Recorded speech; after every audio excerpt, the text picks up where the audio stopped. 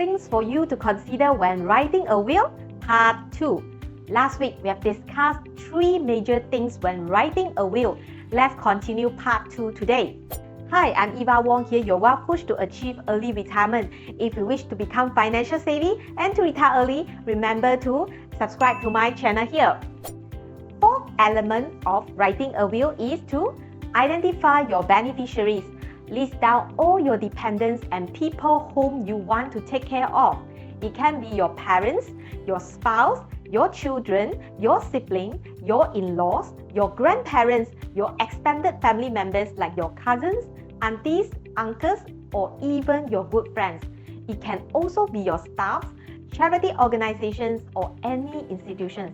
Gather their information like their full names, addresses, and IC numbers, or even company registration number if it is a company. These are the information needed when writing the will to confirm their identities.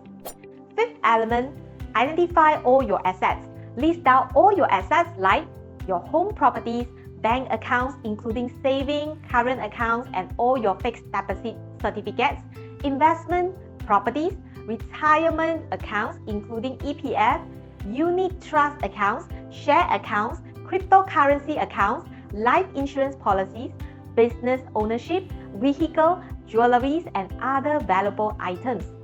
Then, have a rough calculation of the total value of these assets. Sixth element, identify all your current liabilities including your car loan, property loan, business loan, credit card loan, student loan, and etc. Evaluate also the value of all your liabilities. Now, identify which assets you want to use to set off the loans. Ideally, use first your cash, bank accounts, or insurance payout to set off these liabilities. Seventh element, specify the beneficiaries for certain assets. For real assets, it is recommended to have only one beneficiary per property. This is to avoid issue in disposal or ownership. So owner can easily sell, rent, or manage the property than having too many owners for a single property. It could be very hard to agree on a single decision dealing with a property. If there are 3 owners, 2 owners want to sell the property and 1 owner wants to rent out the property, it could be very troublesome when it comes to agreement. Something that you might want to take note is your home property. As it is used for own stay, it is always recommended to set some rules when it can be disposed to ensure all your family members have a shelter to stay. There are some cases which some family members will want to sell everything to get money, leaving no place for own stay. Be cautious on this, especially if you have parents or young children staying in the same house. For jewelries or antiques, if you want to preserve the assets, it is better for you to identify the beneficiaries too. For other assets, if you do not wish to preserve them, then the assets can be disposed by the executor and distribute according to the percentage required by you to different beneficiaries. Eighth element, distribution of residual estate. Whatever assets you are listing when you write in the will might not be the same after some years. Hence, there must always be a clause pertaining to the distribution of residual estate.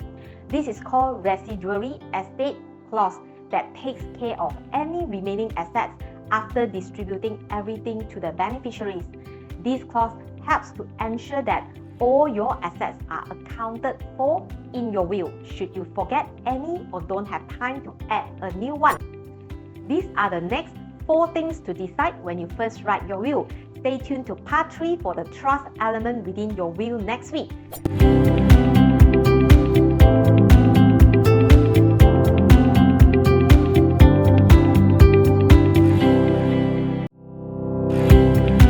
That's all for my sharing this time, and thank you for watching this video, and I do hope that you like it. Comment below what do you learn from this video, and do subscribe to my channel for more early retirement tips and finance tips, and I'll see you again next week. Bye!